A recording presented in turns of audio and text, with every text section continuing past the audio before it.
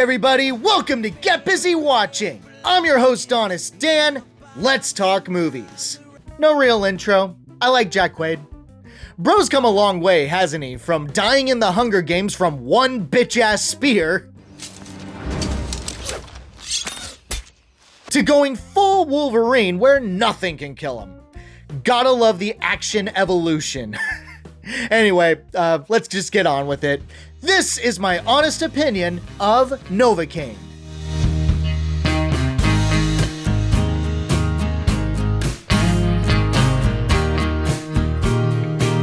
Nathan Cain, played by Jack Quaid, is an assistant bank manager who has a huge crush on the new girl, Sherry, played by Amber Midthunder. He is also afflicted with CIP, congenital insensitivity to pain, where he cannot feel any pain. After a very successful first date together, things take a turn for the worst. Their bank gets robbed by 3 men in Santa outfits and steal the bank's money while taking Sherry hostage. Unable to wait for the police, Nathan takes it upon himself to hunt down Sherry's kidnappers to save her. Hey man, you okay? I had fun. Oh, yeah, I had some fun with this one. You know in old school action movies where they have the hero be so tough that even getting shot means nothing to them? Yeah, imagine an entire movie centered around that cliche and pushing the bar as far as it can go. It's a trip. Now, I'm gonna say that I don't have the biggest criticisms in the world against the movie, but I'm gonna start with those. Starting off small, the villains, they exist. Nothing special about them. They're your prototypical bank thieves. The main guy was in it for the pleasure and fun of the robbery, while the others were there for the actual money. One was the first guy for Nathan to kill, and the guy that tortures him is just a psycho. Nothing special. Though I will concede that Ray Nicholson as Simon seemed like he was having a gas playing the main villain. He gets pretty unhinged by the climax, so at least the main villain isn't the worst. They served a function, and they functioned well enough. I will also say that the obligatory cop characters were pointless. I guess it makes sense that they're in this, but their writing is underwhelming. Never mind that Matt Walsh plays a detective who doesn't want to work on the holidays. Yes, this is a New Year's movie if you didn't know. A New Year's movie released in March? Don't think about it too much. But the real cinematic wedgie comes in the form of the lady detective. There's a phone conversation that she and Nathan have early on in his pursuit of the bad guys, and he pulls that line, "Do you have someone that you care about?" "Yeah, I have a daughter." "Well, would you wait for someone to save her, or would you do it yourself?" And that line works. Like, she has a moment where she thinks to herself, wait, if I was in this situation, would I be different? Are you kidding me? This is the one cop in the history of cinema where that line works. Give me a break, dude. Even after that, they serve only to take focus away from Nathan and the, plot. But my biggest problem with the flick, Jacob Batalon. Look, the dude won me over in Spider-Man Homecoming, but subsequent films dialed up his annoyingness way too far. He was insufferable in Far From Home, semi-pointless in No Way Home, and every other movie he's been in, he's been so obnoxious. This isn't much different. He plays Roscoe,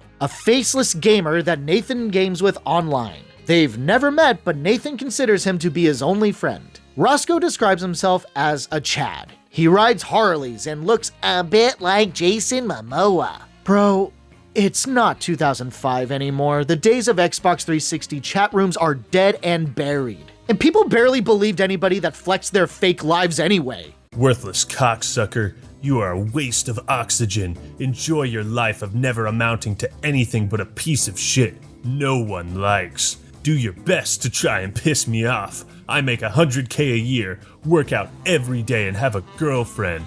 This is the mark of a true alpha male. Only a sexual tyrannosaur would feel compelled to brag about their fake life to some random stranger on Xbox Live. Is this still a thing? I get it, this is part of the theme of the movie. We're all hiding something and we're just looking for someone to show them to. Got it. Message received. But this is silly. If this movie took place in 2005, I would believe it a whole lot more. The boom of social media and the tidal waves of fake accounts and catfishing, I can't deny that it would have made more sense back then. But 20 years later, who's still doing this in the gaming space and who's believing it? And let's be real, unlike Nathan and Sherry who were genuinely looking for something real, Roscoe would have been happy living in his delusional life. Even once it's revealed that he isn't the hotshot alpha that he portrayed himself as, I say revealed since the trailer spoiled that, he doesn't improve. There's a couple of gags here and there that made me laugh with them, so this is hardly the worst that Battleon has ever done, but for the remainder of his stay in the flick, he doesn't shut up. Quiet. Please, make it stop. But enough about my bitch-ass gripes, time to talk about the positives. One aspect that I really give props to is the writing for the first act. When it comes to action movies, it's sometimes a slog to get from the opening scenes reserved for establishing characters, setting, and plot to the actual action. Oftentimes, though, those scenes can be boring. And yet, they're so crucial to the story because how can the action be good if the characters participating in those actions aren't interesting? But this does a solid job of giving us charming characters in Nathan and Sherry. Jack Quaid already melts hearts with that pretty boy all-American smile. Move over, Glenn Powell, this lanky glass of water just might quench my thirst. At first, it's easy to kind of write off his affliction like, oh, feel bad for the guy who doesn't feel his toe getting stubbed. But it does a good job of explaining why it does suck. He explains he can't eat solid food in fear of biting off his own tongue and never knowing it, which is why he only has smoothies. But then Sherry comes into the picture and gives him a reason to take some risks. And that risk is something so simple as eating a piece of cherry pie. It's a cute, revelatory moment for Nathan, and it's no wonder that he's attracted to Sherry.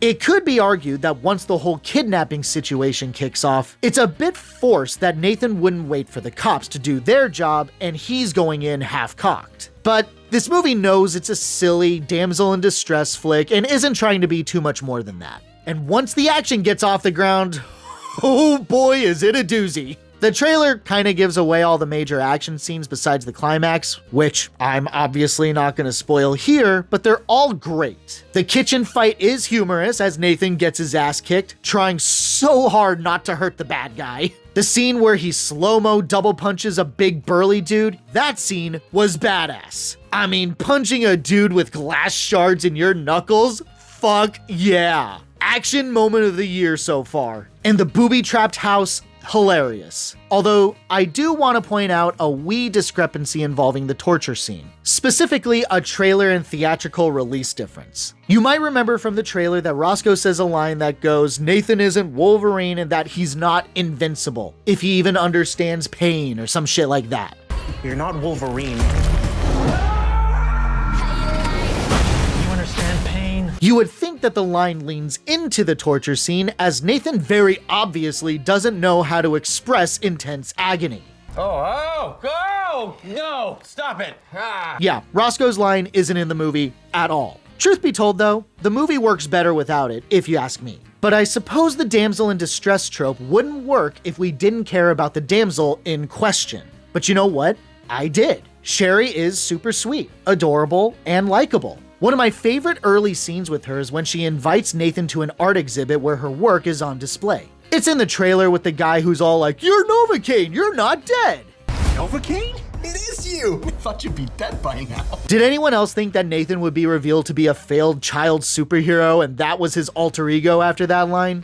Well, he wasn't. Well, turns out he was bullied in middle school, that was a nickname that he was given, and that guy is one of the bullies. While Nathan decides to just ignore it, Sherry decides that the two childhood rivals should let bygones be bygones and take a shot each. They do, but it turns out that the shot is a ghost pepper hot sauce. Of course, Nathan doesn't feel the burn, but the bully is suffering. Once again, totally badass and totally loved it. Hey, so question. When Nathan ate the cherry pie and really enjoyed it, why didn't he feel the burn from the hot sauce? Oh well, it was a badass scene and it really made me like Sherry. It's got everything. Fisticuffs, violence that made me really giddy, and romance.